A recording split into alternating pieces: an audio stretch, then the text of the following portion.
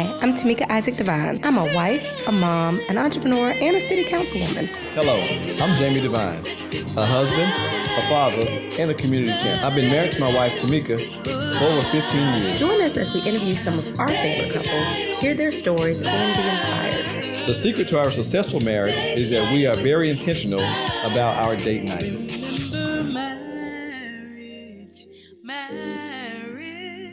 Marriage is a part. Hi, I'm Jamie. Hi, I'm Tameika. And we are the Devines. And welcome to Date Night with the Devines. Date Night with the Devines is our web-based show where we bring you guests every single month.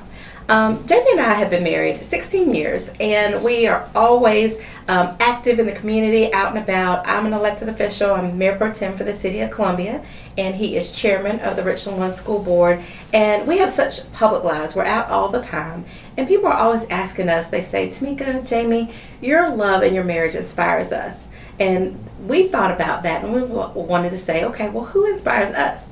So their birth, Date Night with the Devines, was our opportunity to introduce you to couples that inspire us.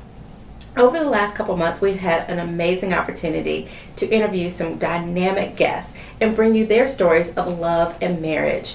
But we've started thinking, we've really never brought you our story of love and marriage. So tonight is a special Date Night with the Devines.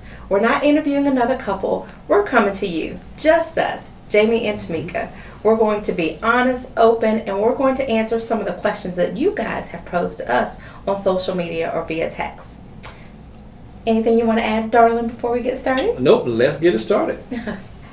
Well, first of all, let's talk about how we met. We always usually ask our couples how they met, and most people don't really know our story. So tell me your side or your perception of the way that Tameika and Jamie met. Well, let me see. So I was at our annual Mega Mardi Gras here in Columbia, downtown Columbia, and one of my good fraternity friends and brother Vince Ford was taking around this young lady who was running for city council, and he took her around, and then I saw he talking, and when he came back, I said, man, who is that fine looking young lady over there?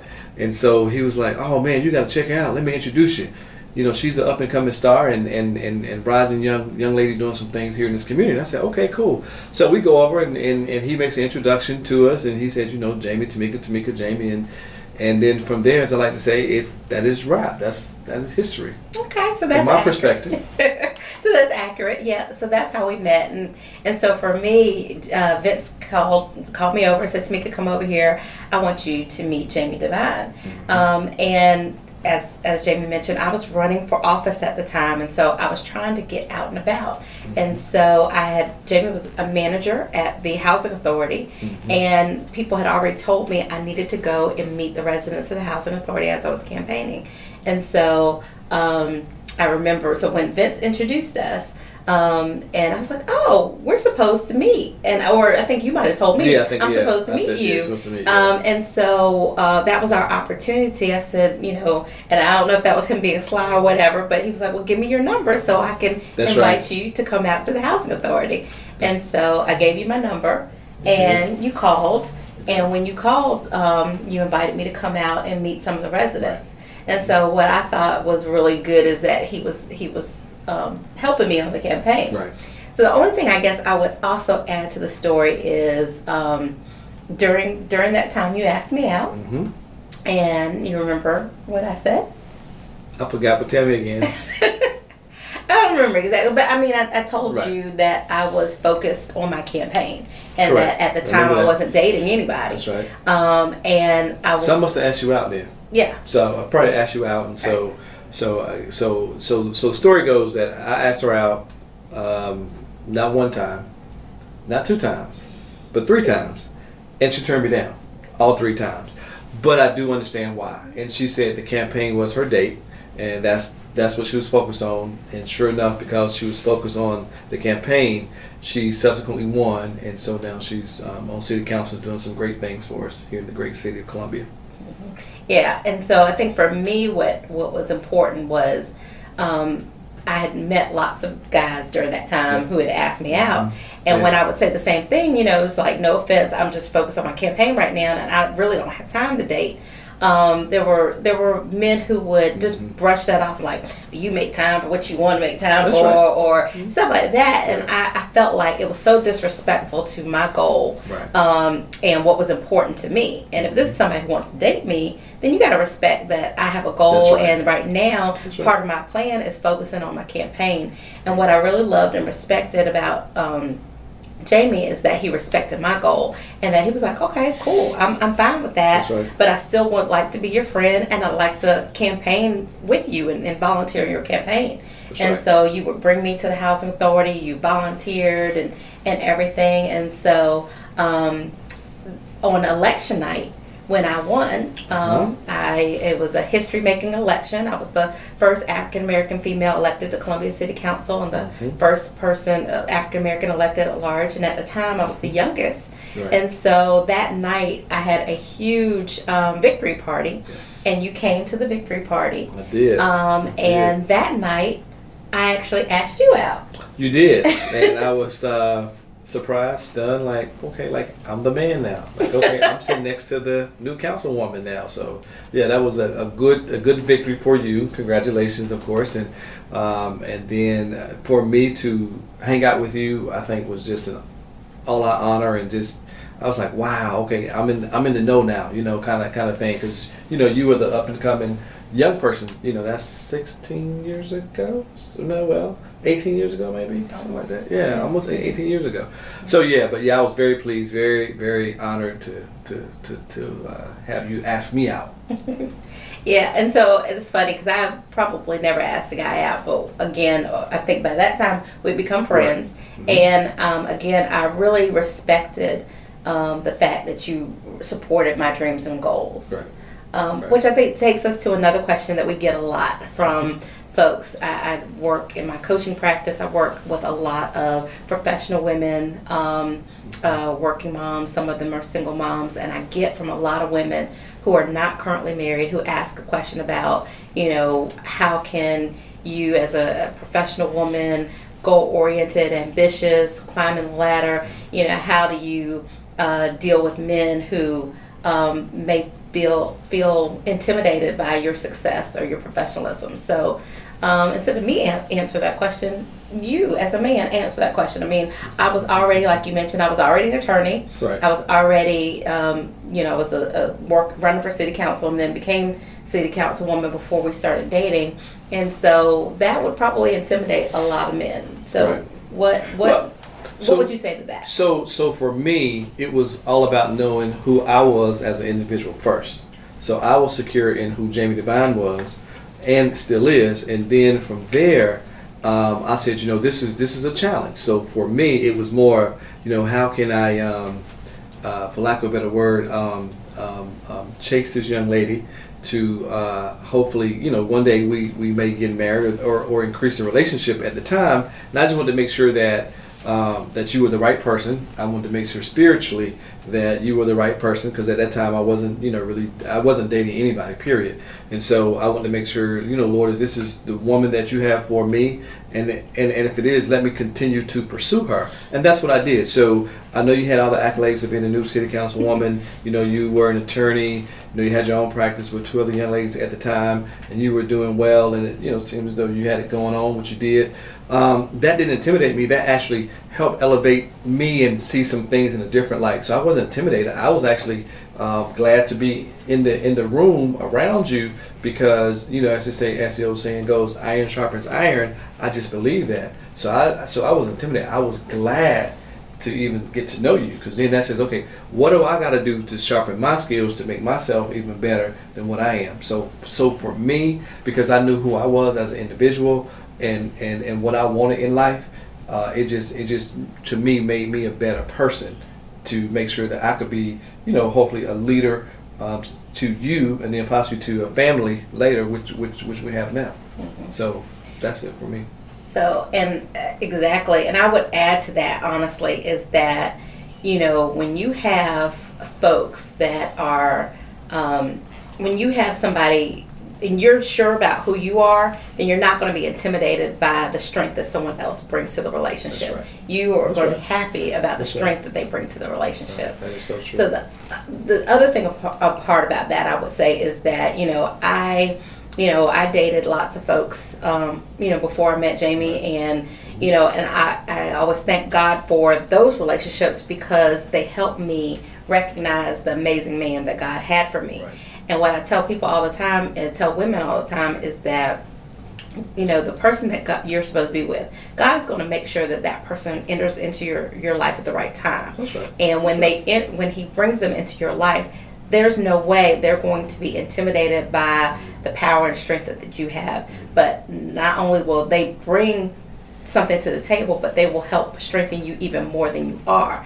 And so kind of for us, I think it's interesting because another question that we get a lot is about from women or men, but someone who feels like their partner or somebody, they don't want to take care of a man, or they don't want someone who's not bringing their own to the table. Right. We've got some very highly successful professional women who feel like they can't find a man that makes what they make, or in the realm of they make, and they feel like they might be taking care of someone. So what I would say, what I tell women all the time, number one is, I wouldn't be taking care of no man that's not bringing something to the table. That's right. I agree with that now. But people need to recognize there's a difference between what someone might be making now and their potential and ability to bring more. And when I say that, when we first got married, I was an attorney, I was on city council, you were a manager at the housing authority. I made more than you made. You did. But like you said, you were inspired and encouraged to do more and always work on things. Right. You went and got your real estate license. You're now president and CEO of a nonprofit that does housing development, which the skills that you learned at the housing authority, you were able to bring Right. those. But part of what we do on a regular basis, we still do this now. Probably even more so now. Right. We've been together so long. But one of the things that we did when we first got to the point where we knew our relationship was serious, and when we got married, is we jointly planned together. Right. What does your career look like? What does Right. my career look like? What opportunities should we be availing ourselves to and taking advantage of? And I'll never forget when we were pregnant. When we were pregnant with our first child, Tameika, you were getting your real estate license, so you would work all day, and then from working all day, you would go to real estate school at night, and then you took the test, and you were doing open houses on the weekends. But all that was part of our plan of what do we do to build a foundation for our family. Right. And so I think that's really important as well, is that sometimes just because someone's not making more now doesn't mean they don't have the potential. Because now you make a lot more than I do. Well, so it goes back to just what we said earlier, that it's about what you bring to the table. We call it value added. What value are you adding to the relationship, to the marriage, to the friendship, to the dating game? I just believe that people put in your life for a reason and possibly for a season. But with that said, we've always, like I said, we sit down, we do our goals. We sort of kind of knew that we probably were going to be together. I would speculate. And so when you know that this is the person for you, you're going to do whatever it takes to make it happen. And then, even after that, you sit down, you plan some things, and you strategize, and you make sure that whatever she has, I have, because whatever I have, she has, and vice versa. Whatever she has, I have, because if we do it together, because two is better than just the one, then, if you're making more money, that's the issue in a relationship, in my opinion. Then if she had something, then I still contribute to where I need to, and then vice versa. If I have something, then I would contribute to the relationship, and that's something you just got to work out. You got to have communication. You got to continue to talk. You got to continue to make sure that those lines are always open, and that you guys always talk, and don't let outside forces, outside people come in between y'all, because people can always talk and always want to do something else, but you want to make sure that you all keep the main thing, which is about you two and nothing else, in my opinion. So, So I have no problem with in my opinion, because it has happened, with a woman making more money than me. Because I know my value. I know what I add to the conversation. I know what I add to the marriage, to the relationship, to the union. So again, you have to know self and self-worth. And just know who you are as an individual. So yeah, that's so important. So something you said that I was going to piggyback on. Oh, no, I know what it was. So the other thing, though, when you talked about when you know the person is for you. Right. Sometimes I get people ask like, well, y'all seem, like best friends. Y'all seem like y'all known each other forever. So we actually got engaged a year after we met and started dating. Well, basically. Right. And then got married 6 months after we got engaged. So let me say this. So I believe that this is just Jamie Devine's Divinism. That if you're going to marry someone or be with someone, you should see them in all 4 seasons: summer, winter, spring, and fall. Only because when the seasons change, people change. You're not the same person you are in the spring as you are in the fall. You're not the same person in the summer that you are in the winter. So that's my personal belief and personal opinion, that you need to see somebody in all different seasons, because people change because of the season, and people's moods change. And so with that said, I'm glad we waited a year. To me, it felt like forever. I was like, oh my God, it's a long year, a long time. But I realized the waiting was for a reason. It was just preparation. In order to get to the goal, sometimes you got to prepare. And so the preparation was going through that season. Again, as I said earlier, people in your life for a reason or for a season. And so our season for that 1 year was, in my opinion, we go through all 4 seasons. And then I said, let me pop the question a little later. Yeah, but you're also getting to know each other through all those seasons as well. Correct. But I also feel like if the person's for you, you're going to know, and you don't need to wait forever. You don't need to have extremely long courtship or engagement. Right. You've got to make sure that you know who each other is. And that you know that this is the person that God has made for you. And we've been, again, and I like what you said earlier, you got to be friends. So you got to get to know each other. You got to court each other. You got to show that that you're willing to do something in order to maintain this relationship. And so one of the other things I wanted to kind of transition just real quick, or just say that you got to, at least for me, at least for the guys, I would hope that they support their spouse.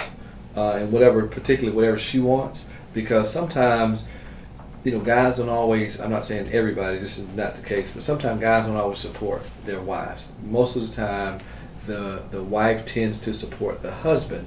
I don't have any scientific proof of that, but that's just a general feeling that James Devine has. And so as a husband and as a male companion of yours, I just feel like I need to support you, because you have goals, you have ambitions, and even if the other person doesn't, then we just need to make sure that person, that's communicated to that person. Right. And that's a great transition. So after the break, we got to take a break to thank our sponsors. So after the break, let's talk about that, because we get that a lot. Yeah. I mean, like sometimes people jokingly, call you, Mr. Isaac or Mr. Tameika. That's right. And so let's talk about, when you have one spouse who might be has a lot of goals, and what you can do to support them. So we'll talk about that when we get back. But first, we want to take a quick break and thank our sponsors. Yes. Our venue sponsor today is the Capital City Club, which is on the 25th floor on the corner of Main and Gervais downtown. And this is just an amazing venue for special events, for lunch, for dinner, for date night. That's right. So please check out the Capital City Club. We also want to thank our usual sponsors. We've got Dr. Macy Smith. We've got Isaac Insurance Agency, State Farm. We've got Jabber and Isaac Law Firm, the Possibilities Institute, Visions Made Plain, which is our great videographer and producer for this show. Styled by Nada, my amazing stylist, and thank you, Nada, always. John T. Elliott, my amazing hairstylist. John T. Elliott Professional Hair Designs. And then we also have joining us with doing some producing is the Rose Show Live, Rashonda Pratt. So anyway, thank you sponsors, and please all of you check our sponsors out. Their logos are down here, and then when we come back, we're going to talk a little bit about the support as well. And then also I want to encourage you, while we're watching this with you guys, we're also going to be watching your questions. So if you have a question for us, please feel free to submit it, and then always make sure that you are liking our Facebook page, which is Date Night with the Devines. We'll see you in a few minutes.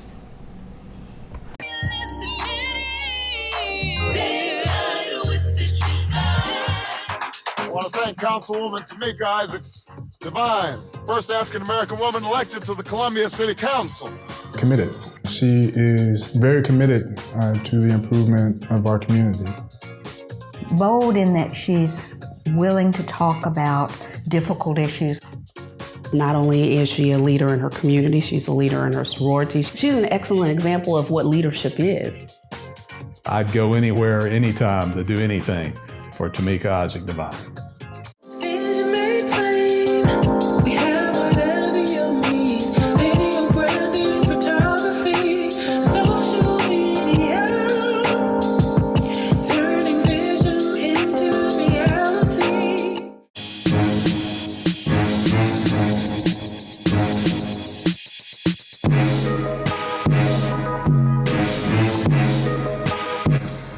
Hey, what's going on, everybody? This is Dr. Jermaine Johnson, and I'm excited to be bringing to you our new podcast entitled Build a Man.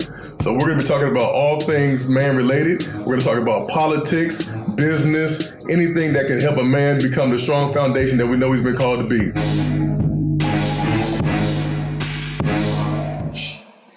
Thank you, and thank you again to our sponsors, and welcome back to Date Night with the Devines. We're so glad to have you here with us tonight. And just before the break, we talked about support. So Tameika, tell me a little bit about how you support me, and what does that mean to you to support me, or for men to, or for women to support men as well.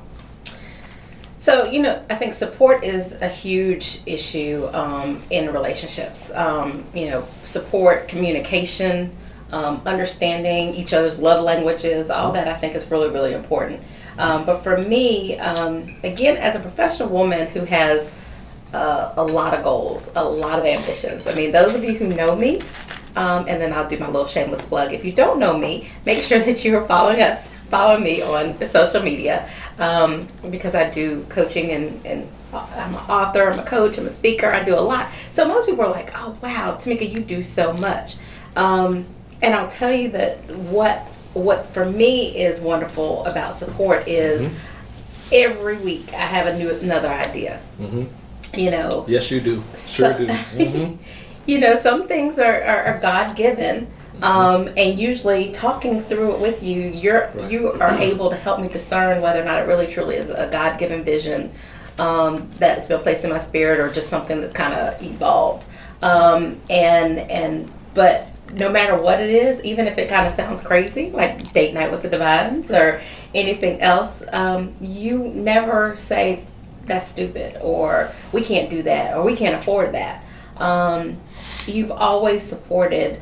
And I've always felt supported on whatever it is that I'm passionate about pursuing, even if it's outside of what most people expect. Right. As an attorney, most people are like, you're going to do what? You're going to start a speaking business, and you're going to start coaching, and you're going to start a TV show? Most people look at that kind of crazy, and you didn't say, why are you doing that? You just said, okay, well, what is it that we need to do? And then a lot of things, require investment, because as a couple, it's not my money or your money, it's our money. And so investing in new ventures, investing in professional development, all that stuff requires us to have a meeting of the minds. Right. Because if I'm going to start a speaking business, and I want to start traveling to speak and do that, I'm laying the foundation for the business, so I'm having to invest in that. That's money that could be used to do some renovations to the home, or goes into retirement or other things. And so you're always very thoughtfully helping me figure out, okay, if this is what you really, really, truly want to do, I support you. Let's figure out how do we get it done. And so to me, I think that's so important. And I think that goes to that question of support. And what I hear from a lot of women is, you know, I'm a professional woman. I have, you know, goals and aspirations. I might want to run for office. I might want to, you know, start a business and leave my 9 to 5. You know, I may need to do this, but we still have kids at home. Right. You know, you can't do those unless your partner is supporting you. That's right. That's right. Well, I think what you said was great, and again, going back to what I said earlier, you got to support each other. You got to share in the vision of the household, which kind of leads me to into another segment or another question that we've got that we've got from some folk. And you know, people ask us, how do we schedule our family responsibilities, particularly having, you know, 3 children, you know, careers, servant life, being public servants. You know, how do we do that? So how would you say that as a couple we've done that for our family responsibilities? So, you know, speaking in my coaching practice, my primary area is work-life integration and working with professional women and working moms with helping them with work-life integration strategies. And I always share strategies that have worked for us. And one of the strategies I always tell my clients about or I speak about is the importance of making sure that your calendar supports your goals. Yeah. And part of that is, you know, if your calendar is going to support your goals, it can't be just your calendar. It has to be a calendar that you go over with your partner. And so for us, we sit down, we have our family meetings on Sunday evenings. People have heard us talk about this on Facebook and stuff, but on Sunday evenings we meet. And now that we have, you know, kids that are old enough, we've got a 13, soon to be 14-year-old and a 9-year-old. And then a 2-year-old. So of course he's not part of the planning yet. But he'll be used to that because we have now our girls are part of the meetings. And so our schedules, we talk about who has to do what this week, how do we support each other, and what other people needs, which I think is really key and important. That people can't miss a part of this. It's not just say, okay, well, you got to pick up the kids this day because I have this. Right. Or I got to get up early, so you need to take the kids to school this day. Or, you know, but we put, you know, what are we having for dinner this week? Right. You know, how are we handling that? But also, you know, at the end, we talk about, well, how can I support you this week? And I love that because, again, going back to support, you always say, you know, well, what do you need from me this week? And sometimes my schedule may be super, super busy, which might mean you're taking kids to school and picking them up and, you know, getting lunches together.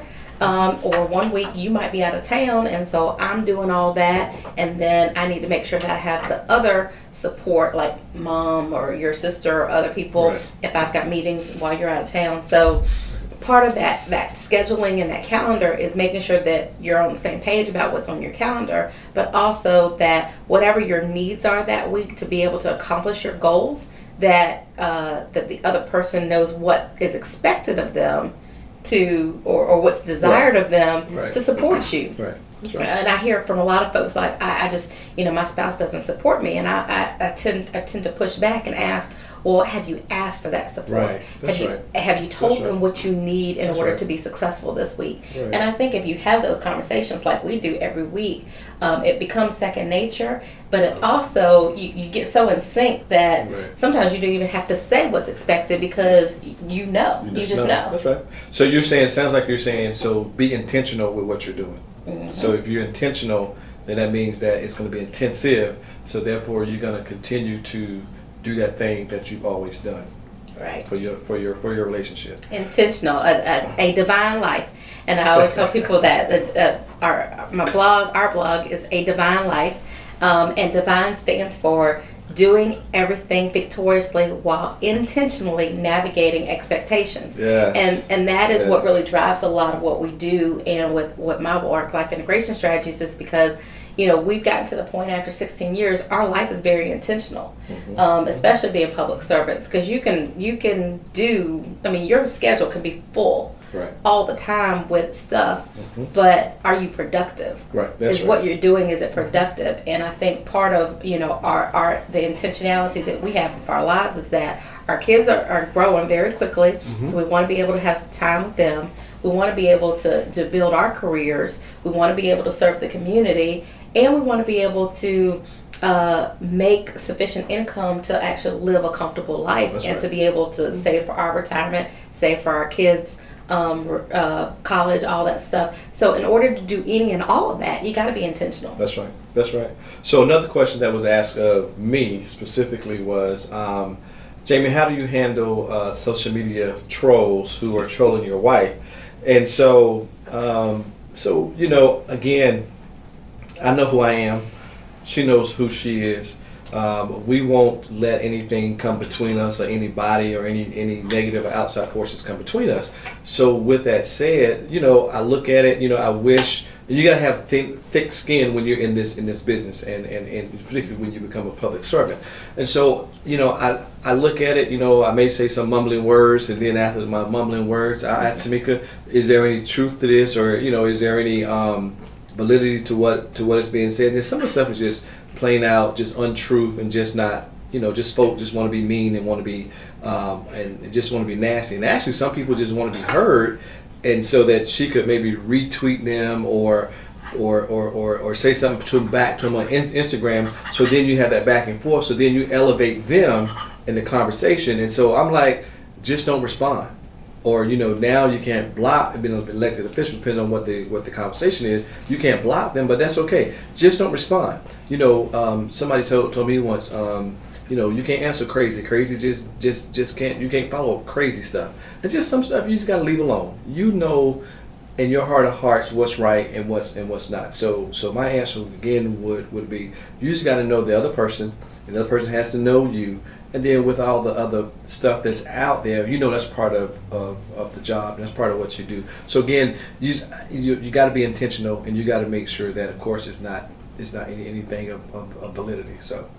And I think another point to that is, going again back to support is, whether you're in the public eye or not, you're going to have haters. You're going to have naysayers. You're going to have people who don't support you or just downright, nasty. And especially in this day and age with social media. And so, part of being able to deal with the negativity that other people try and bring into your life is to have that support system with folks that you know and love and trust, to have them as a sounding board. So yeah, I mean, as an elected official, I get folks who say stuff, and yeah, sometimes I have a way to, kind of clap back real good and, and still stay classy. But sometimes, I really would want to cuss them out. And I know I can't do that because that's just not part of my brand. That's right. And it's not part of, being an elected official and a public servant. But it doesn't mean I don't get angry. It doesn't mean it doesn't hurt my feelings. It doesn't mean it doesn't touch me, especially, sometimes when people bring our kids in it. Right. But particularly that. That's just a no for me. Yeah. So, I might say something on that. Yeah. But other than, if you can talk to Tameika, you can talk about me, but don't bring the children in. Right. Then we really got a problem. But people do that. And so, part of that though is having that outlet. So, I can have a crazy day, I can have haters, I can have whatever. I can come home and I can vent, and that's all part of the support. Part of the support is you sitting there listening and saying, that person doesn't really know you, and they can, or people behind social media can say all kinds of stuff. And so sometimes he's kind of my calming force as well, which really, really helps. Yeah. Well, somebody in a relationship has to be calm, because if you got two hot heads, that's a tough one there. If you got two hot heads, but I don't know. I just believe somebody has to be the voice of reason, the voice of calm, and you deal with it from there. So, Yeah. go ahead, I'm sorry. No, so I was going to say, I think our time is almost ending. Mm-hmm. I think we had a couple more questions, but Right. There was one pressing, we always ask the guest Right. that we have on about Advice. about what? Oh, about advice. About advice, what right, advice? yeah. What life lessons would you give to the younger Tameika Yeah. or the younger Jamie? And what have you maybe learned about marriage and about relationships over the last years that you've been married? So I don't know if you want to start first or want me to start first. I'm good either way. So what advice would you give the younger Tameika? So the advice I would give the younger Tameika would be, first of all, I know it sounds cliche, but trust the process. Like I mentioned before, I dated, Jamie and I got married. I was 31 years old. And, I had, in my 20s, I had friends who were getting married. I was always a bridesmaid, and I was like, oh, I really want to get married. I want to date, and I want to do this. And I dated, now looking back, I'd say some pretty jerky type guys. But I trust the process, and I appreciate every single crazy that I might have dated before, because again, it made me appreciate really the great person that God had prepared for me and that I needed to wait for. And I hear people sometimes like they just want to get married. They just want to get married. When God brings that person to you, they're going to know. So trust the process and trust God and trust that there has to be a proper foundation. Jamie is truly my very, very best friend. And so we can talk about the crazies that troll me on social media. We can talk about, our kids and their future, and talk about all of the big dreams that I have and that what I want to build for our lives and our family, and he gets it. And not everybody would get that, and that's why I know that this is the person that God has for me. So just trust the process. Don't rush it. And what God has for you, and when you have a marriage that's built on a proper foundation, it will be amazing. So then I guess, what would Jamie tell the younger Jamie? Yes. What words of encouragement or words of wisdom? First I would say is get to know yourself, get to know who you are as a person, who you are as an individual first, because you got to love self before you love anybody else. And secondly, growing up, with my parents, my father is always the leader and the head of our family, and always was the spiritual head of our. He led us in spirituality within our household, and then led us financially. And I just believe that sometimes the wife may be the financial guru, and so the husband may not be as strong in finances, but whoever that person is, but know what your strengths are, know what value you add to the relationship. So then thirdly, I would say is that when you deal with that other person, always be kind, be gentle, learn that person, learn who they are. Because you will have some challenges. In the vows it says, through sickness and through health, to death do us part. And so I think that is true, because I think another question that may have been asked was, what would you do if your spouse got sick? And so I would do as the vow said, take care of her through sickness and in health. And so if she's healthy, then we're together. If she's sick, we're still together. And so I just believe those vows and those things that we took an oath to honor each other, but first to honor God and all that we do and all that we say. Great. So I want to thank you guys. This was a little unconventional for us, but we felt like it was perfect. To be real honest, we had guests today who just scheduling conflicts. It's the summer, vacations, everybody's crazy busy. So had to postpone it at the last minute. But we wanted to make sure we were going to bring you a great show, and I think this worked out because again, God takes care of everything.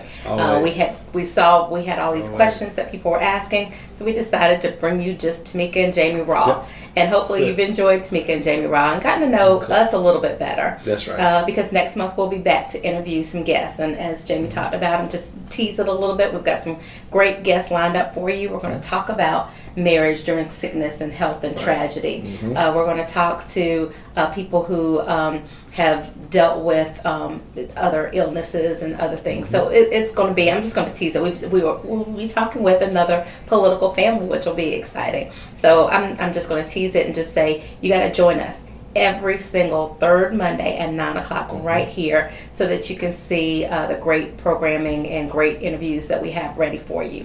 But I can't thank you enough for continuing to support Jamie and I and the Devines. For everything that we're doing right now. It really truly is a God's mission right now, that we are doing something different outside of the box what we normally do, in addition to our public lives and our careers. But this is really something that we love bringing you, and thank you for continuing to support us. So how you can continue to support us is Continue to share it. Tell your friends about Date Night with the Devines. Invite them to watch it with you. Host a watch party yourself. And then also check out our website, thepossibilitiesinstitute.com. There you can find out about how you can get either one of us or both of us to come speak. We do marriage conferences. We do couples retreats. We speak individually and together. So you can find out more information about that. You can find out information about coaching or consulting with me, particularly if you're a professional woman or working mom and need some help with work-life integration. And then you can also check out our books. Our 9-year-old is a new author, so her book as well as our books are available on the website. So just continue to support and share us, follow us on social media, and we look forward to seeing you again next month on the third Monday at 9 o'clock. So until then, I'm Tameika. And I'm Jamie. And we are the Devines. Devines.